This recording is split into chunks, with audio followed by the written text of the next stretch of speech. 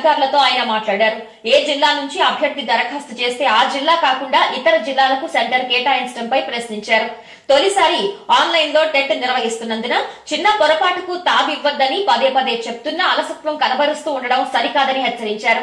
TET నిర్వహణ లోపాలు, ఇతర అంశాలపై రేపు విజయవాడలో సమీక్షా సమావేశం నిర్వహిస్తామని అధికారులతో టెలికాన్ఫరెన్స్ తర్వాత మంత్రి తెలిపారు. ఆన్లైన్ పరీక్ష నిర్వహణ బాధ్యతలను దక్కించుకున్న ప్రైవేటు సంస్థ సమర్థతపైన రేపటి సమావేశంలో చర్చిస్తామన్నారు.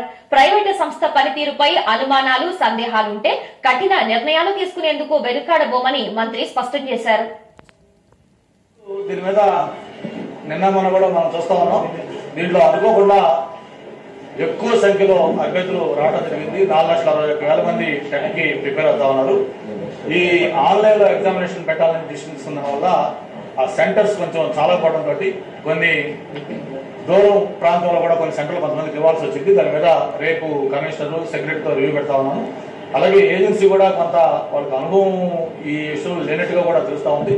రేపు ఒకసారి అన్ని రివ్యూ చేసి అవసరం వస్తే ఏజెన్సీని మార్చడమా, దాని దగ్గర ఎలా సెట్ చేయాలని కూడా రేపు ఒక సమీక్ష సమావేశం అవసరం వస్తే కొద్దిగా కఠిన నిర్ణయాలు కూడా తీసుకొస్తున్నాం. వాయిదా వేయకూడదని అనుకుంటున్నాం. బట్ అయితే